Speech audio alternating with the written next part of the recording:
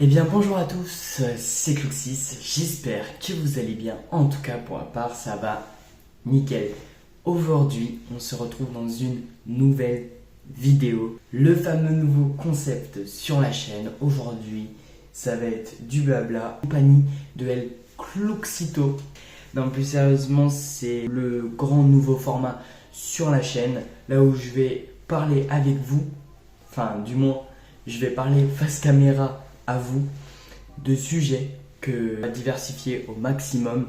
On va parler de tout sur la chaîne, mais notamment de sujets on ne peut plus sérieux. Aujourd'hui, le thème de la vidéo sera la rupture, qu'elle soit amoureuse ou amicale par ailleurs, parce qu'il existe les deux et les deux sont tout aussi importants.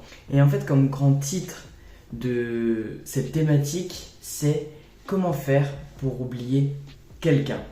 C'est une personne qui m'a dit ça lors des sujets auxquels je voulais aborder et il me semblait bien, enfin du moins intéressant de commencer par ce sujet. Donc eh bien c'est parti pour le premier épisode de, je ne sais pas comment je vais appeler ça, mais ça va être un nom stylé. Et c'est parti. Hormis le fait que je vais parler de manière cœur ouvert, du coup en toute transparence, sans avoir réfléchi à l'avance. Vous voyez, j'ai juste en face de moi mon ordinateur avec écrit les grands titres, mais en soi c'est juste moi qui vais parler avec mon cœur. En soi, le format visuel ne va pas être si intéressant pour ce genre de vidéo, ça va être plus sous forme de podcast, vous voyez, où vous avez simplement besoin d'avoir dans vos oreilles ma voix, et puis de toute façon il n'y aura rien de réellement visuel à l'image. Le principal, c'est juste que vous entendiez ma voix et que je vous parle de sujets intéressants et sérieux. Donc, eh bien, c'est parti. Tout d'abord, on va commencer du coup avec cette grande thématique. Comment fais-tu pour oublier quelqu'un vraiment? C'est une personne qui m'a posé cette question. Et elle me semblait intéressante au vu des expériences que j'ai pu vivre dans ma vie. Moi, j'ai une faculté assez intéressante qui est que je n'oublie jamais quelqu'un. Alors, je cesse d'y penser pendant un certain temps et puis des fois je me dis « Ah mais oui, c'est vrai, cette personne existe ». Mais en soi, je n'oublie jamais une personne, je n'oublie jamais quand est-ce que j'ai pu lui parler. Alors, c'est possible que j'oublie de quoi je lui ai parlé précisément à cette personne si ça fait plusieurs années que je ne lui ai pas parlé. Mais néanmoins, je n'oublie jamais vraiment les personnes avec qui je discute, que je rencontre, même si c'est durant une seule journée, vous voyez, ou durant une seule conversation, je n'oublie jamais. Donc, d'une certaine part, j'ai moi-même la volonté personnelle de ne jamais oublier une personne. Et je pense que la personne qui a écrit ce message doit sans doute vivre une période assez compliquée avec une personne qui malheureusement fait partie maintenant de son passé à elle. Elle a dû vivre, cette personne, disons une trahison, une rupture, bref, une fin qu'elle préférerait oublier. Alors, il existe plusieurs façons de remédier à une rupture. Au départ, il y a toujours cette période où on doit digérer l'information. On vit une rupture amoureuse, donc là c'est la fin, et on se sent tout vide parce qu'on vient de perdre l'une des choses qui nous était le plus essentielle. On va se sentir vide, on va se sentir mal, et on va surtout être dans l'incompréhension de cet événement. Souvent, on s'y attend pas. Peut-être qu'il y a des moments qui étaient plus révélateurs auparavant, mais qu'on ne s'en était pas rendu compte, et d'un coup, bam, on se fait quitter. Donc pendant cette période de rupture, le deuil peut durer certains temps. Vous voyez, c'est un peu comme, c'est une comparaison assez dure, mais c'est un peu comme quand on a affaire à la mort. Une personne dans notre entourage qui décède, là c'est une relation qui décède au final. C'est pour ça que je me permets de faire la comparaison. La personne vient de partir et on est complètement démuni.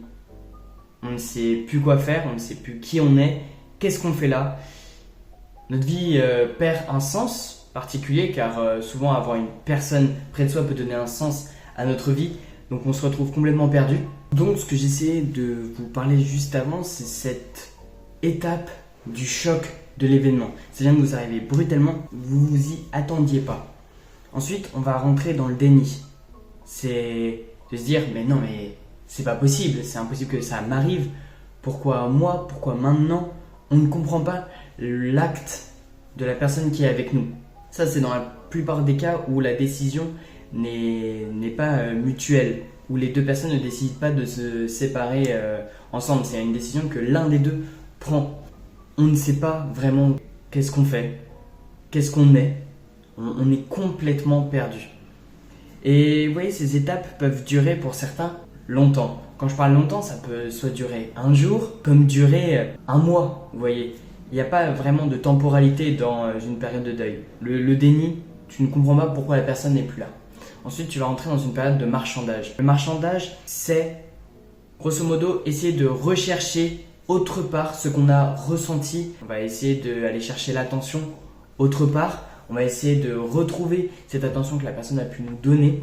Mais en soi, on n'est pas rétabli du tout. Je veux dire, on n'est pas complètement, mais on n'est pas du tout rétabli. On va tout de suite essayer de rechercher quelque chose pour nous attirer de l'attention, pour puis y penser à la relation d'avant. Mais au final, ça fait un peu relation de pansement. C'est-à-dire que la personne avec qui on va être, c'est pour se soigner de la rupture qu'on a vécue juste avant. Et ça, il faut en prendre compte qu'il faut faire très attention. Parce que vous pouvez détruire une personne qui n'a rien demandé, à part juste d'être aimé, juste parce que vous n'avez pas travaillé sur ce que vous venez de vivre. Vous êtes à peine remis de votre ancienne relation, et encore, remis est une façon bien grossie du terme, et vous essayez tout de suite d'aller rechercher l'attention. Et ça, il faut faire très attention, car en fait, on ne s'en rend pas compte, mais les petits gestes montrent que vous allez vous tourner peu à peu vers le marchandage. Vous essayez de plus vous montrer sur les réseaux sociaux, vous essayez de parler à davantage de personnes, essayez davantage de sortir et d'avoir du contact humain, mais dans le flirt, dans l'effet d'être désiré. Certains vont même se lancer dans des sites de rencontres, vous voyez, pour essayer d'avoir un maximum de contacts et ne pas oublier ce sentiment amoureux de désir et ce genre de choses.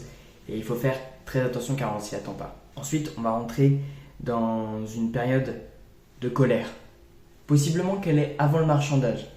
C'est différent selon certaines personnes, on est tous différents, du coup on réagit tous différemment. C'est que quand tu réalises que la personne est partie, tu te mets en colère contre toi, contre le monde, contre...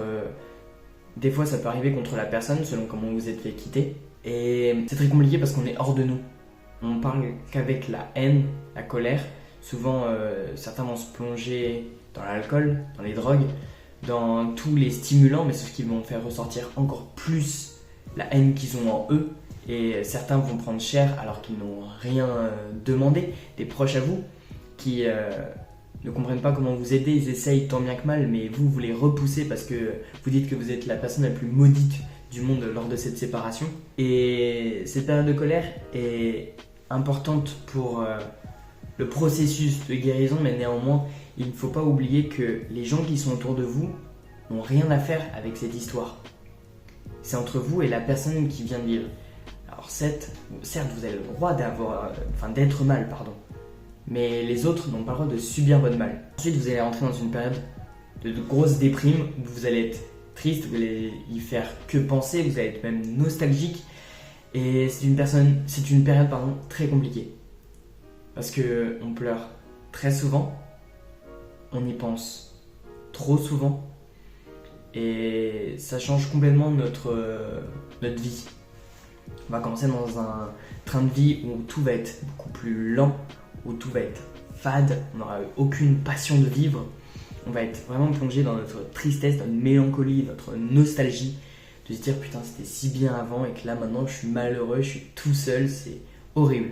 Donc pensez bien que cette période est importante. Ça va vous permettre d'arriver peu à peu vers l'acceptation. L'acceptation, certains se disent que vu qu'on n'y pense plus, c'est accepter. Loin de là. Accepter, c'est accepter l'autre de vous avoir fait du mal. C'est accepter à vous d'avoir été dans le mal, d'avoir sans doute mal agi durant la relation, mais aussi que l'autre a mal agi, bien évidemment. Vous n'êtes pas le seul fautif. Ne jamais oublier ça. Lors d'une rupture, il n'y a pas que un fautif. Vous êtes un couple, vous êtes une union. Les deux sont fautifs, donc les deux sont à blâmer. Mais que ce soit rupture amicale ou amoureuse par ailleurs, dans les deux cas, c'est toujours les deux personnes qui sont comprises. L'acceptation peut prendre énormément de temps. Et c'est en fait durant cette période où les gens vont tendance à retourner avec leur ex, pour certains cas, car ils vont se dire « Oh, mais c'est bon, j'ai accepté l'ancienne relation, maintenant je suis prêt à revivre cela. » Mais ressortir avec son ex est, je pense, l'idée la plus stupide que l'humain ait faite. Une relation qui se termine, c'est la fin. Quand elle se recommence, vous repartez d'une finalité. C'est pas un nouveau départ que vous faites. C'est, disons, essayer de raccrocher, de rabiboler, de recoller des morceaux cassés, alors qu'à côté, il y a des cœurs qui sont complètement neufs, que vous pouvez essayer de bâtir. Mais non, certains vont commencer à essayer de recoller des morceaux qui n'ont pas besoin d'être recollés. On ne vous demande pas de recréer un cœur. On demande d'en former un autre avec une autre personne. Ça sert à rien de retourner avec son ex. En fait, ce sont des émotions vous allez les glorifier, ces émotions. Vous allez vous dire que oh, ça va être comme avant. Ce n'est jamais comme avant. Et même si vous dites non mais ça va être un renouveau. Non, si c'est terminé d'une façon, ça ne reviendra pas comme avant. Ne l'espérez pas. Même si vous allez avoir des moments de bonheur, évidemment, parce que la vie est quand même faite de bonheur. S'il y a une finalité, c'est pour une raison qu'il faut comprendre en fait. Donc l'acceptation est une des périodes les plus compliquées. Elle peut prendre du temps, elle peut prendre des mois, voire des années à se remettre d'une rupture. Et c'est pour ça qu'il faut faire très attention, à se dire, à ne pas prendre pour acquis cette acceptation. C'est un processus aussi, l'acceptation. C'est un processus de lui tout seul en fait. C'est se dire un jour, ok, j'accepte qu'elle m'ait fait du mal, j'accepte que je lui ai fait des torts, j'accepte qu'on a été heureux, mais que maintenant c'est fini, et j'accepte d'aller vers l'avant et de du coup laisser cette personne de côté. On n'oublie pas les mauvais comme les bons moments. Toute expérience est bonne à prendre. Juste, on laisse ça de côté, on tourne la page et on avance. Et l'avancement, ensuite, c'est la reconstruction. C'est se rebâtir, se recréer une base solide où on est bien avec nous-mêmes. On vient de vivre une expérience douloureuse. C'est pas le moment d'aller voir ailleurs. C'est le moment de se reconstruire, de s'accepter tel qu'on est, de s'aimer tel qu'on est. Car on ne se rend pas compte, mais vous verrez dans les futurs témoignages que je vais vous raconter, les gens parle souvent de réapprendre à s'aimer. Mais en fait, cela, il faut déjà le faire dès le début pour pas avoir à tout recommencer à chaque fois. C'est très important, ne l'oubliez pas. Je rappelle en vif les différentes périodes du processus de deuil, le choc, le déni, la colère et le marchandage ou vice-versa, la tristesse, l'acceptation et la reconstruction. Je vais revenir sur du coup comment fais-tu pour oublier quelqu'un vraiment. On n'oublie jamais une personne. Et on ne souhaite en réalité jamais oublier, même si cela nous a fait le plus grand mal, que cette séparation nous a fait le plus mal possible. C'est une leçon apprise pour le futur. On ne peut pas se dire dès le moment qu'on s'est fait quitter, ah ok, bon c'est une leçon, faudra que je fasse mieux la prochaine fois. Non, c'est en fait toute la leçon comprise est avant la relation, donc quand vous commencez à flirter ou à créer ce lien d'amitié, le pendant, là où c'est vraiment le top, le moment où c'est un peu conflictueux entre vous et que ça signe sans doute la fin et le après. Tout ça, ça englobe cette expérience, cette leçon à en tirer. Mais certains oublient que ce n'est pas juste la relation qui a en tiré, c'est aussi ce qu'il y a après. Et que c'est très important. J'ai un conseil à vous donner, n'essayez jamais d'oublier ou de vous forcer à oublier une personne, car déjà, vous n'y arriverez pas.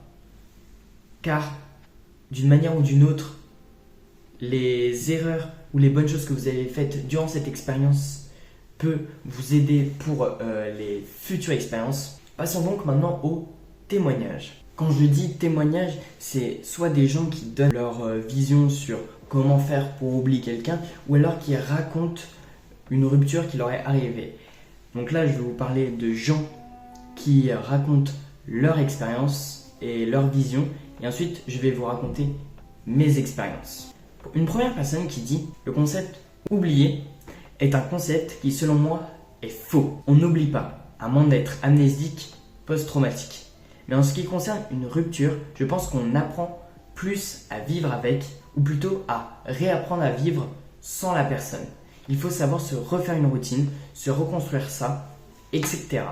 Ce que je trouve intéressant à souligner, c'est je pense qu'on apprend plus à vivre avec. La manière dont c'est formulé, sans doute que ce n'est pas l'intention de la personne, mais c'est comment elle a écrit, ça montre que c'est un peu comme un poids qu'on se tient à la cheville et qu'il est impossible à nous de l'enlever. On apprend à vivre avec seulement quand on a accepté que c'est fini. On ne peut pas se dire que on est passé à autre chose sans avoir accepté que cela soit fini. En effet, en tout cas, de ce dont tu as raison, c'est que oui, le fait de l'amnésie post-traumatique selon un événement particulier peut faire complètement perdre la mémoire, mais pour la plupart du temps, durant une courte période, et des fois, des flashs peuvent vous revenir, et du coup, ça va remodeler des expériences qu'on avait autrefois, comme j'ai pu le dire d'ailleurs, avoir skip l'information et pourtant qui nous revient. Mais ça ne veut pas dire qu'on l'a complètement oublié, c'est juste que c'est dans un coin de mon cerveau stocké, dans une sorte de boîte de Pandore, vous voyez, et que tant qu'on ne l'ouvre pas, ça ne revient pas. En effet, oui, il peut y avoir cet effet de... Le terme oublié est impossible. Et ce qui est important aussi à souligner dans ce que tu as dit, c'est se reconstruire soi. Comme je l'ai pu le dire tout à l'heure, et qu'il faut faire très attention, c'est que la reconstruction de soi, on pense très souvent à la faire après une relation. Mais n'oubliez pas qu'il est important de la faire avant cette relation qu'elle commence. N'essayez pas d'aller voir ailleurs si vous n'aimez pas. Si vous n'aimez pas, du moins, votre personne. Parce que vous allez essayer de rechercher en les autres ce que vous n'arrivez pas à vous donner. Et chercher le fait de se complimenter, le fait que quelqu'un nous aime, alors qu'en soi, tout cela, on peut se le donner. Certes, ça n'a pas le même impact, mais là, vous allez créer des solidifications solides à partir de vos propres constructions. Car si c'est quelqu'un d'autre qui bâtit ce bâtiment à votre place, lorsqu'il partira, il effondrera tout sur son passage. Vous ne pouvez pas vous reconstruire à partir des solidifications d'une autre personne. Et ni garder une base solide si la personne est part. Donc le fait de se reconstruire ça, pour moi, est très important avant de penser, avant de rentrer dans une relation à s'aimer soi. Et vous verrez que vous aurez une perception différente du couple à partir du moment où vous aimerez vous. Et ensuite que vous aimerez l'autre. Et qui est très important aussi à ne pas oublier dans une relation. Mais ça, c'est à part ce que je vous dis là. N'oubliez pas de penser à votre bonheur personnel. Vous avez le droit de mettre en avant votre couple. Et n'oubliez pas aussi qu'il y a votre couple et il y a vous et la personne. Lorsque vous vivez des moments, vous êtes ensemble. Lorsque vous ayez des discussions sérieuses ou des délires, vous êtes ensemble. Mais qu'il y a aussi vous et elle, en dehors de la relation. Où vous aimez par exemple faire du sport ou écouter de la musique tout seul, et n'oubliez pas ces moments aussi. Et que vous n'essayez pas que de combler tout cela par la personne justement. Car sinon, quand la personne partira, mais vous vous retrouverez démunis et vous ne pouvez pas vous dire « Oh, mais c'est pas grave, j'avais oublié ça, j'avais oublié ça de côté, le sport ou écouter de la musique ou je ne sais quelle autre activité. » Et du coup, je vais pouvoir les retrouver quand elle partira. Non, pensez à les faire pendant que vous êtes en couple. Rien n'est possible, ça ne prend pas tout votre temps. Il faut que vous ayez du temps pour vous aussi dans cette relation. En pensant que à la personne, vous n'avez plus de moment pour penser à vous-même et pour être un peu au clair sur ce que vous pouvez ressentir. Et certains se retrouvent des fois perdus durant une relation car ils sont tellement dedans et ils ne sont plus avec eux-mêmes, enfin au clair avec eux-mêmes, que des fois ils se retrouvent complètement perdus. C'est très important de penser à soi aussi. Et évidemment à ne pas, à privilégier le couple, mais à ne jamais aussi délaisser le fait de penser à soi. Ensuite, seconde question que quelqu'un m'a posée, le temps est-il un remède suffisant pour se remettre d'une rupture? C'est assez entre guillemets marrant parce que j'en ai parlé il n'y a pas longtemps avec quelqu'un qui m'a dit je vais laisser le temps passer et on verra bien ce que ça donne. Alors, il est vrai que le temps est réparateur de tout. Mais ce qu'on n'oublie pas, c'est que le temps est un facteur pour arriver à aller mieux. Mais le temps, si on laisse juste s'écouler, au final, il ne se passe rien. On peut passer sa vie à faire le choix de ne pas faire de choix. Mais à ce moment-là, il y a juste le temps qui s'écoule et il n'y a rien qui change. Mais le temps sans action ne sert à rien. C'est pour ça, je vous le dis sincèrement, que les gens qui disent « Non mais avec le temps ça ira », si vous ne faites rien durant ce temps, il ne va rien changer. Et il faut agir avant de se faire succomber par ces émotions, par cette déprime, par ces moments de nostalgie. Il ne faut pas oublier d'avancer et pas de laisser le temps s'avancer. Car le temps, lui, ne s'arrête pas.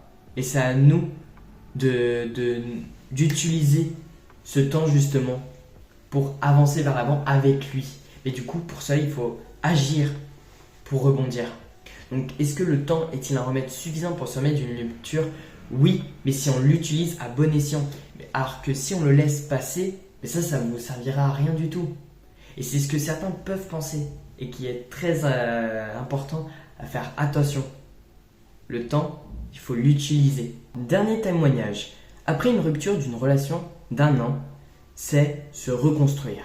Apprendre à revivre seul. Apprendre et apprécier qui on est. Rien n'est oubliable, mais il faut juste savoir avancer pour voir ce que l'avenir nous réserve. Là, c'est une bonne analyse que tu as fait. Sans doute que tu n'as pas parlé, par contre, du moment où, j'aime pas utiliser ce terme, mais grosso modo, subis la séparation du monde. Car tu mènes tout de suite à se reconstruire. Mais c'est très important ce terme. Et on voit que c'est réutilisé comme dans l'autre personne juste avant. Il y a quand même ce terme de reconstruction.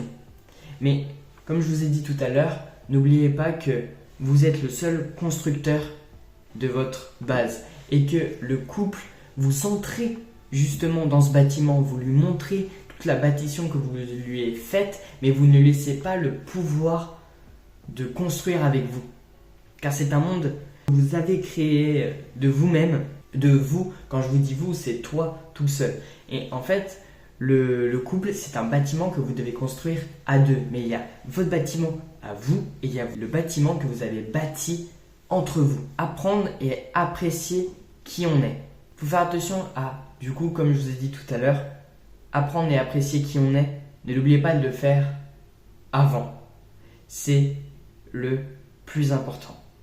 Surtout si dès le départ de votre vie, vous ayez pu vivre un manque affectif, vous allez essayer de rechercher impérativement chez l'autre l'attention que vous n'avez pas eue. Mais cette attention, vous pouvez avec le temps passé seul ou avec des amis ou avec votre famille, se reconstruire. Reconstruire cette affection. Certes qu'elle ne sera pas aussi solide que ce qu'une personne que vous aimez peut vous donner, mais néanmoins, ça peut vous donner une base solide pour vous reconstruire justement. Car si vous partez de rien, vous allez plonger lors de la séparation, c'est sûr. La seule base solide que vous pouvez créer, c'est avec vous-même, car vous êtes le seul qui vous connaît depuis le départ. Et c'est important à souligner, vous êtes le seul qui vous voit depuis que vous êtes tout petit et jusqu'à la fin. Vous n'avez qu'un corps. Et tout le reste, tous les gens sont éphémères. Ça ne veut pas dire qu'ils ne seront pas là jusqu'au bout, mais ils n'ont pas été là forcément au début. Ils ne seront peut-être aussi pas là jusqu'à la fin. C'est pour ça que je parle de vraiment choses éphémères. Les groupes vont se former, d'autres vont se séparer et vous allez, rencontrer plein de gens à ce moment-là. Mais tout cela est éphémère parce que c'est durant un moment de votre vie où vous êtes rassemblés comme quand vous êtes à l'école, quand vous êtes au collège ou au lycée. Vous voyez, il y a tous ces gens qui sont dans la même classe, dans le même bâtiment et après ces études, ils partent tous à droite à gauche faire leur vie. C'est pour ça que je vous dis tout est éphémère et que la seule construction solide que vous pouvez créer, c'est à partir de vous-même. Et que celle que vous voulez faire avec les autres, vous ne la faites pas à partir de votre bâtiment. Vous créez des bâtiments à côté et vous laissez votre base solide. Évidemment que par contre, quand vous allez vivre une rupture amoureuse, évidemment que votre château que vous aurez bâti, votre construction, elle prendra cher. Mais néanmoins, elle aura encore des bases solides. Peut-être que c'est le toit qui s'effondre, mais que les murs sont encore là, vous voyez. Et qu'il n'y ait pas tout le processus d'acceptation de soi, de s'aimer soi à refaire. Maintenant, je vais vous raconter des expériences qui me sont vécues et du coup de comment j'ai réussi à avancer avec cela. Première expérience. Tout d'abord, je vais vous raconter, pas en détail évidemment, mais la finalité avec mon ancien meilleur ami. Mon meilleur ami, je le connaissais depuis la petite section. C'est vraiment le premier ami que j'ai eu et ça a duré jusqu'en mi-cinquième. Ce qui était compliqué avec cette fin, c'est que je n'ai jamais réellement su pourquoi notre relation s'est arrêtée. Le fin mot de cette histoire, on n'a pas eu de discussion, c'est que à mon habitude, vu qu'on n'était pas dans le même collège, j'allais à la sortie scolaire et on rentrait ensemble les vendredis soirs et on prenait le goûter, on jouait ensemble, bref, on kiffait simplement. Il y a un soir, du coup là où je viens le vendredi soir, et il me dit non, viens pas chez moi. À ce moment-là, je ne comprends pas pourquoi, sachant que la semaine dernière, ou peut-être plusieurs semaines avant, on s'était vu et que on ne s'était pas parlé depuis, donc il n'y avait rien réellement qui avait changé, vous voyez. J'envoie un message au départ en mode comment ça se fait que j'ai pas pu venir chez toi? Et il me répond, si je te dis fils de pute, est-ce que tu comprends? Et c'est là où vraiment je ne comprends pas du tout pourquoi je me suis fait insulter de la sorte par mon meilleur ami. Surtout que je n'ai jamais eu réellement la raison de pourquoi. Et je lui demande, mais pourquoi tu me dis ça, nanana? Et il parle pas. Et il me dit rien. Et ça s'est arrêté comme ça. J'ai essayé de lui renvoyer un message quelques années après, environ en troisième je crois. Il n'a jamais su me dire les raisons de pourquoi il est parti. Alors, dans une reconstruction, vous voyez, alors déjà, le choc a duré toute ma cinquième. Le déni a duré 2 ans. Le marchandage a duré au même temps que le déni. En fait, le déni et le marchandage ont duré à peu près pendant 2 ans en tout, enfin 3 ans même.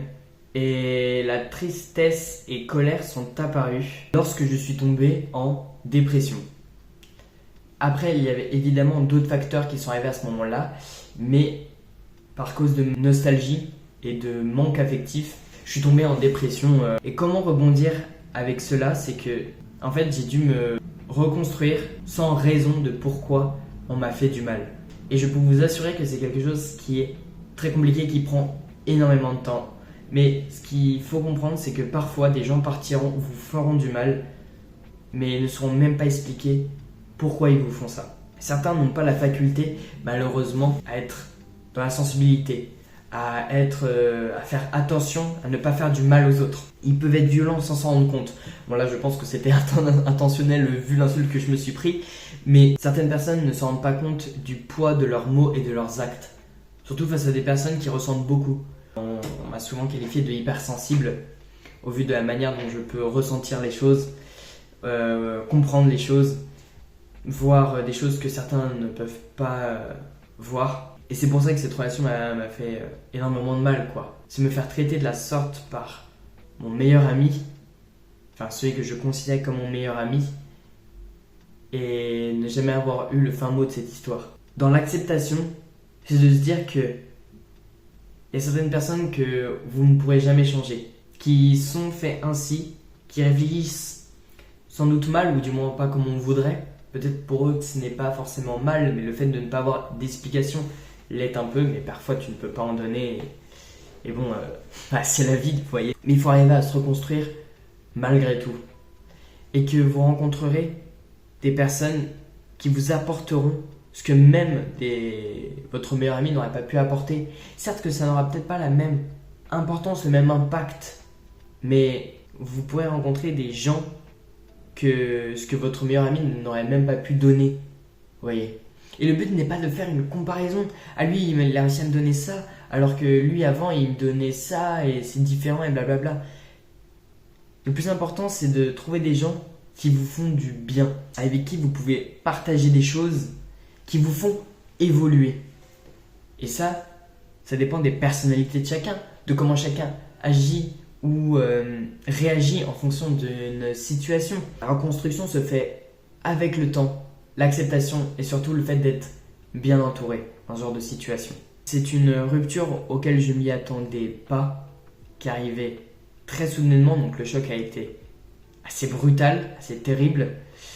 La tristesse fut très profonde et a duré pendant de très longues années, mais avec l'aide de spécialistes, avec mon aide à moi même que je me suis fait, avec l'aide que certains ont pu m'apporter, on finit par s'en sortir. On va passer à la deuxième expérience. Ma seconde expérience, elle a duré, c'était une amitié d'une durée d'environ 1 an et demi, vous voyez. Et il y a un moment où on n'était plus du tout sur la même longueur d'onde, sur plein de choses. On a fini par se friter, comme on dit. On s'est disputé, mais de manière très sévère. On s'est dit des choses très méchantes et ça s'est fini de manière brutale. Je ne dis pas qu'on s'est bagarré non plus, mais on s'est dit des mots très forts et très méchants, ce qui, moi, m'a plongé dans une colère immense. Je en voulais énormément de ne pas s'être remis en question sur certaines choses, qui a créé ce conflit. Et en fait, avec le temps, je me suis rendu compte que, aussi dans cette histoire, j'ai toujours blâmé la faute de lui, mais il y avait aussi la faute à moi, car je voulais qu'il soit comme moi je voudrais qu'il soit. En fait, qu'il ne soit plus qui il est, mais qu'il soit comme moi je voudrais qu'il soit. Et ça, quand tu le réalises, tu te dis que putain, en fait, il y a moi aussi qui ai fauté. Même si dans notre dispute, je lui ai fait comprendre certaines choses qu'il n'arrivait pas à comprendre. Durant cette dispute, je pensais aussi avoir la raison, être celui qui a la vérité et en gros être le gentil et lui le méchant, mais en fait, au final, on est tous les deux le méchant et à la fois tous les deux le gentil, selon notre perception de cette discussion.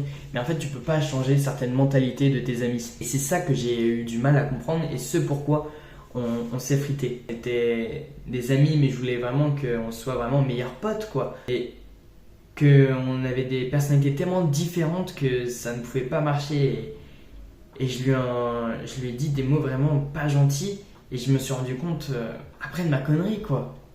On peut pas changer les gens, on peut pas les faire changer comme nous ce qu'on voudrait qu'ils soient. Ça m'a plongé dans une énorme colère et aussi une énorme remise en question sur moi, comment je pouvais être avec mes amis et comment ils sont, et accepter que les gens soient différents et ils ne sont pas toujours comme moi je voudrais, qu'ils peuvent changer de manière à ce que je les aime plus et que pourtant s'ils changent, et ok, je les laisse changer, si ça se trouve on sera plus amis, mais que je n'ai pas à contester le fait qu'ils changent alors que moi je voudrais qu'ils restent comme ils étaient avant. Les gens changent et on ne peut pas le contrôler et ce n'est pas grave, et certains de ces changements on s'y attend pas, ils arrivent et des fois ça peut mettre fin à certaines amitiés. Ça arrive en fait surtout à l'adolescence, enfin de la pré-ado à l'ado et de l'ado à l'adulte, car c'est là où on apprend à se découvrir.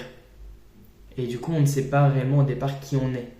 Et c'est pour ça que certains peuvent radicalement changer pour essayer de comprendre vraiment qui ils sont. Et m'a permis cette relation, c'est de me rendre compte le fait que oui, je ne peux pas choisir comment les gens sont. Et il ne faut pas que je choisisse en fonction de moi ce que je voudrais qu'ils soient. Ils sont ce qu'ils sont et il faut les accepter. Simplement, on s'est terminé sur une dispute et je trouve ça bien dommage. Surtout que maintenant j'aimerais m'excuser auprès de lui, mais ce n'est plus possible.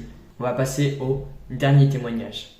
Là, c'est une rupture amicale où c'est moi qui ai décidé de partir. Car cette personne ne m'apportait pas que du bien. Elle m'apportait pas que du mal, mais elle ne m'apportait pas que du bien. Personne n'apporte au final que du bien. Vous voyez, on va toujours avoir un manque de quelque chose ou quelque chose qui va nous déplaire envers la personne avec qui on est. Mais cette amitié était relativement toxique.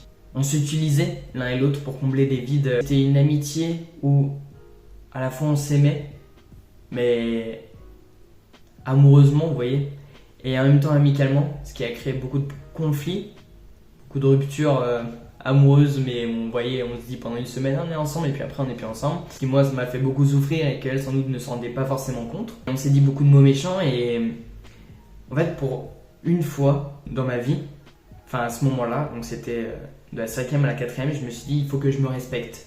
Il faut que je traîne avec les gens avec qui j'ai envie de traîner. J'ai abandonné mon amie pour être avec celle que j'aimais. Au final, en me rendant compte de mon erreur, je suis parti. C'était une grande décision parce que c'était le groupe avec qui je traînais. Ces gens avec la fille justement en question. Et ça a eu un impact que bénéfique. Au début, c'était très compliqué parce que j'ai perdu cette fille, mais j'ai perdu aussi les meilleurs amis qui étaient à l'intérieur. Eux, ils n'ont rien demandé au fait que je parte et que du jour au lendemain, juste je leur ai dit non, je ne veux plus en fait. Je ne veux plus être avec vous. Ça s'est passé comme ça. J'étais à la fois fier de moi et à la fois un peu triste de me dire que j'ai dû faire ce choix. Il a été compliqué, mais au final, c'était que pour le bénéfique. Car si j'étais resté avec eux, je n'aurais été pas moi-même. Tu passes d'une façon différente à l'étape du deuil. C'est qu'en fait, tu commences dès le départ par la tristesse, en fait la tristesse profonde d'abandonner ces gens-là. Et ensuite de l'acceptation de me dire que c'était bien, ça m'a fait du mal à un moment, à un grand moment, que j'avais besoin de partir, que je suis parti et qu'au final après ça allait mieux.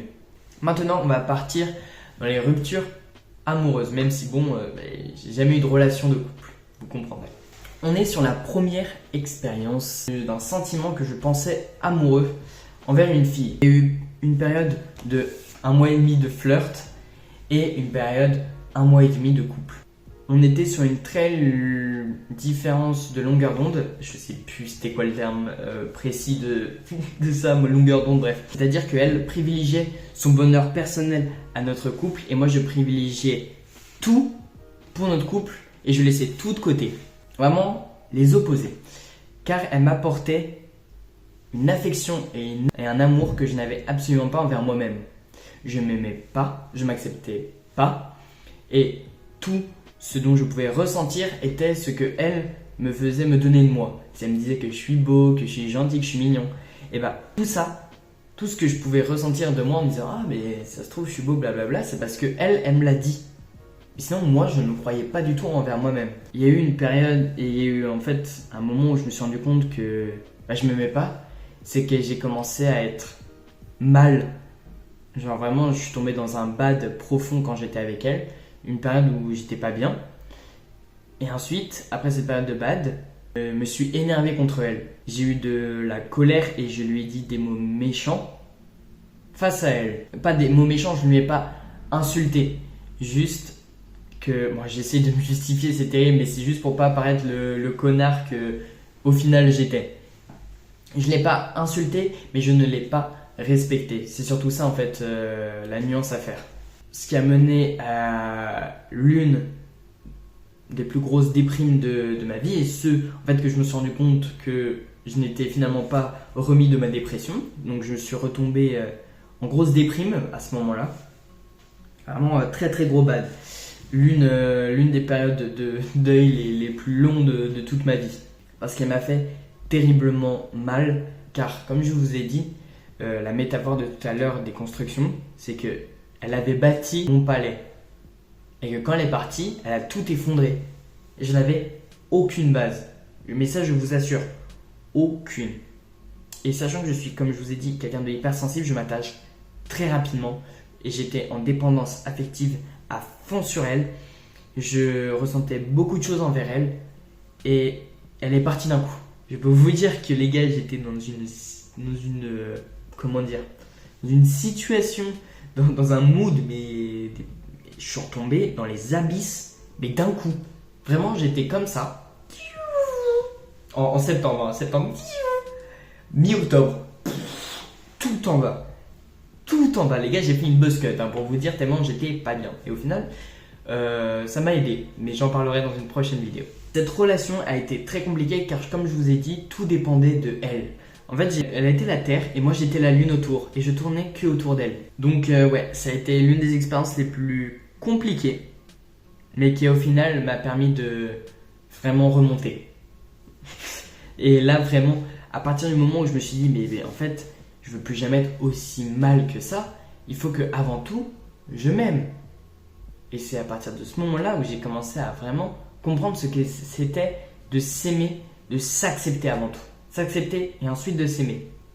Maintenant, on va parler de ma dernière relation. Je mets des guillemets parce que c'est pas un couple comme on a l'habitude de voir, sachant que ça a duré 1 mois. Ça se termine sous le choc. Elle vivait une période compliquée et sans que je m'y attende, parce que je lui apportais beaucoup de soutien, je peux me permettre de le dire parce qu'elle-même l'a dit.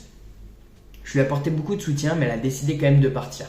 Parce qu'elle vivait une période compliquée et qu'elle ne ressentait rien pour moi. C'était surtout ça. Et en fait, cette rupture est importante car tu n'es pas acteur de la décision. C'est la personne qui est avec toi qui la décide. Et que ce n'est pas une décision de couple, mais c'est une décision de la personne de partir de elle-même.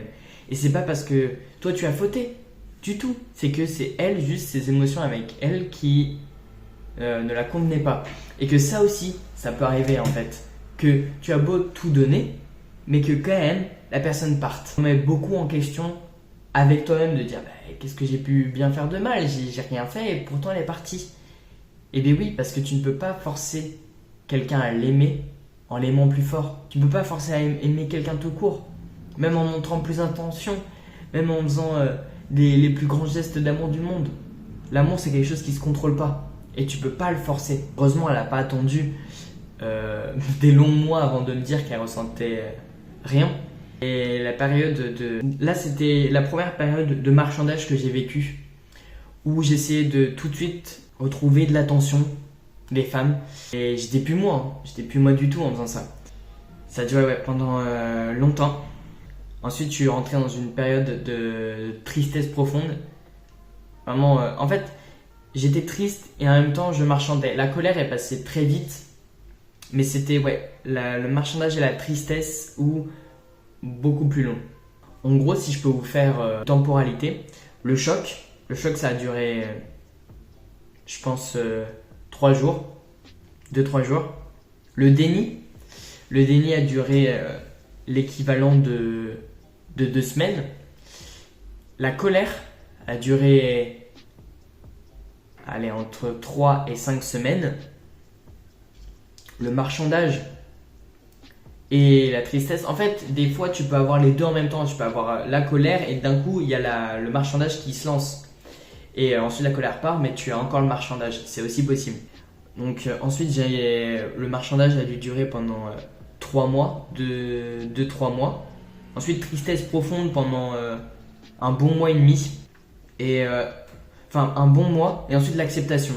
L'acceptation, ça a duré 3 mois. 2-3 mois. Et la reconstruction a duré, je pense, 2 mois aussi. On est à peu près sur... Je me suis fait quitter mi-octobre et j'ai réussi à m'en remettre mi-mai. Quand je parle de m'en remettre, je me suis remis de la séparation, vraiment remettre avant l'acceptation, en mars. Enfin même avant. C'est juste que je compte aussi l'acceptation et la reconstruction après la relation. Et que c'est aussi important à souligner. Que tout ça fait partie de l'étape du deuil. Mais ça ne veut pas dire que c'est forcément en lien avec... ce couple, c'est en lien avec tout ce que cela a pu changer en moi. Juste ce sentiment d'être aimé, d'aimer aussi, c'est aussi important. Hein. Il faut parfois se remettre en question et se dire que ma parole a des limites. Je voulais vous parler du sujet de la tromperie, mais en fait je me suis rendu compte que, heureusement pour moi, ne l'ayant jamais vécu, je ne peux pas me permettre de donner mon avis dessus, que ce soit de la personne qui a trompé ou de celle qui s'est fait tromper, sur le sentiment qu'elle peut ressentir, à vice versa de l'autre qui l'a fait. Donc, je vais m'arrêter là, car le savoir a en effet une donnée illimitée, mais que ce qu'on connaît réellement de par notre vécu est très limité quant à lui. Donc, je vais m'arrêter quand même sur ce que je connais et ce que je sais. Donc voilà, ça se termine assez rapidement. J'espère que cette vidéo vous aura plu. Merci d'avoir regardé jusque là pour les 3% qui sont encore là. Merci à vous infiniment de me regarder. J'espère que ce nouveau format vous a plu. N'hésitez pas à liker si vous avez aimé cette vidéo, ce nouveau format chill. N'hésitez pas à commenter pour me dire ce que vous avez pensé de certains de mes avis sur les sujets que j'ai pu aborder. Je n'ai plus qu'à vous souhaiter une bonne journée. Prenez surtout bien soin de vous. C'était Clouxis. Passez une bonne journée. No nobody that can do it like this. I've been on the ground like this, like this, like this. Do you like this? Don't nobody do you like this, like this, like this.